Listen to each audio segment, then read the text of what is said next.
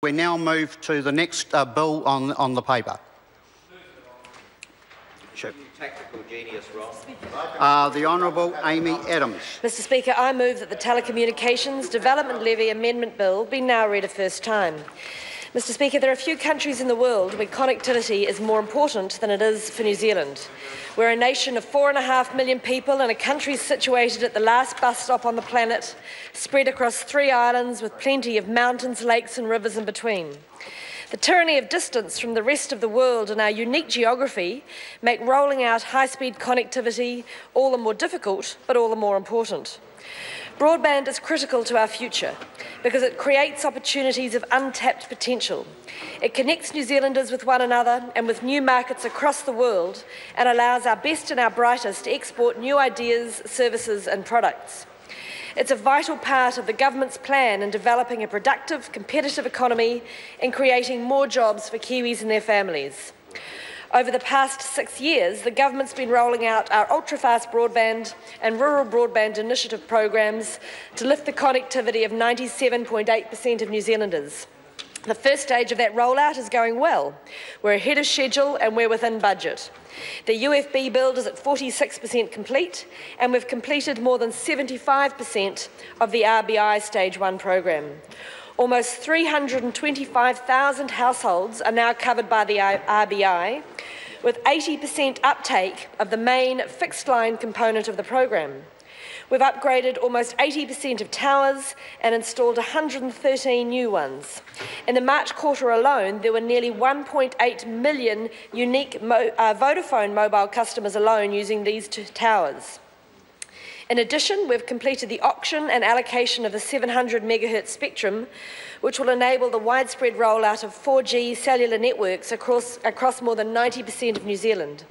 But, Mr Speaker, while all of that is an outstanding achievement, as a government we're not resting on our laurels. We're already looking ahead to the next stage. Last August, we announced that if re-elected, the national government would look to use the Telecommunications Development Levy to extend the rural broadband program by $100 million and establish a fund of $50 million to provide mobile coverage to the most remote parts of New Zealand. In March, I confirmed that this extension was going ahead.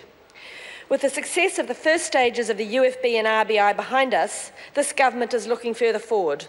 We want to push on and extend coverage even further. We want more homes connected to better broadband. We want more businesses participating in the digital economy. We want more remote communities being able to tap into the internet's potential. Mr Speaker, the Telecommunications Development Levy Amendment Bill is a vital part of this plan. The bill itself is incredibly straightforward, but let me set out a little bit about the levy. The TDL is an industry levy which is collected from all telecommunications companies to fund open access infrastructure in areas where it would otherwise be unlikely to be commercially viable for them to build that infrastructure. The levy payers can then use the funded infrastructure to provide services for their customers. So that's a key factor worth noting, is that the levy is used to fund infrastructure that all of the telco companies can then use, so they're essentially funding their own communal infrastructure, which they then use to sell products over. The levy to provide RBI facilities is paid back to providers through contestable processes.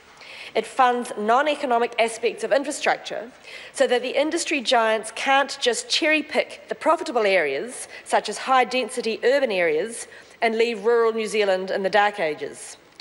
The levy was first introduced with the Telecommunications Amendment Act 2011 and has been applied since the 2010-11 financial year. It replaced the existing telecommunications service obligations liability allocation process, which had been in place much longer. This bill doesn't change any operational aspects of the levy, nor does it determine the parameters for how RBI2 will be rolled out. It simply resets the levy amounts for the 2016-17 to 2018-19 years to keep the levy amount at its current level. The TDL is currently set at $50 million a year. This is about 1% of industry telecommunications services revenue. The levy amount is not going up. It is staying exactly the same, so the industry won't need to put their prices up or explain to their customers why their bill is changing.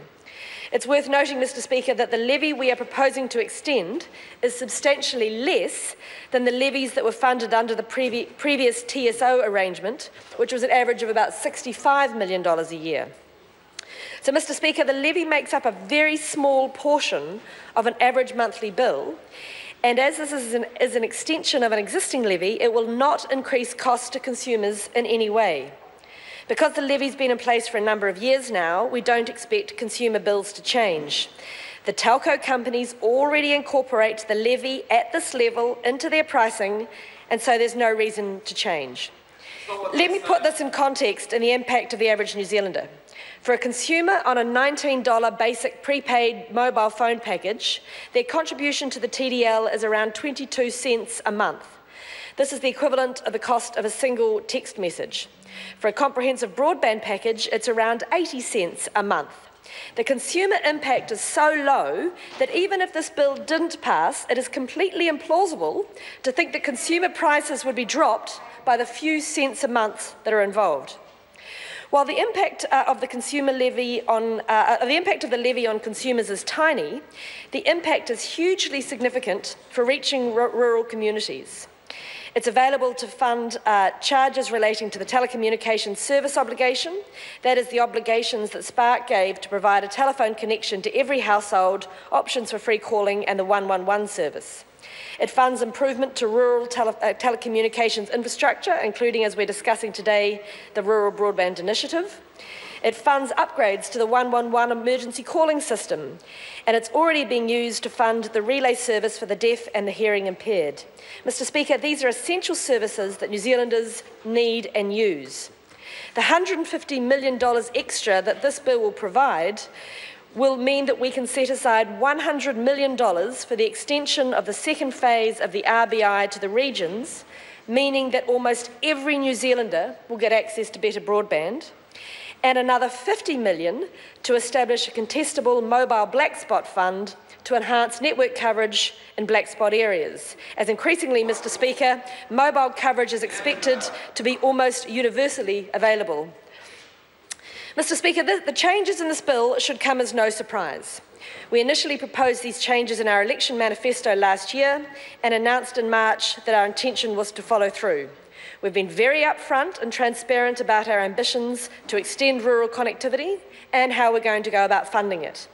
Passing this bill in all stages as part of budget legislation provides certainty and stability to the telecommunications industry, but even more importantly, it allows the government to get on with the job of rolling out the extension of the RBI and better mobile coverage to areas that desperately need it, as the legislative mandate must be in place before contracts can be negotiated, and Mr Speaker, this government wants to get better broadband to New Zealanders as fast as we can.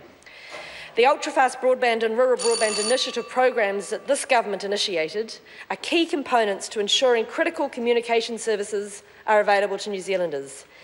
Now more than ever, it's important that New Zealand businesses and communities right across New Zealand and into our rural and remote areas have access to ICT capabilities they require to operate effectively in the competitive global economy. This bill enables us to put the funding mandate in place so we can get on with providing that connectivity. We will continue to look for opportunities to enable New Zealanders to realise the benefits of our investment in connectivity and to ensure New Zealand is digitally competitive on the world stage. It is with great pleasure that I commend the bill to the House. Members, the question is that the motion be agreed to. Claire Curran. Thank you, Mr Speaker.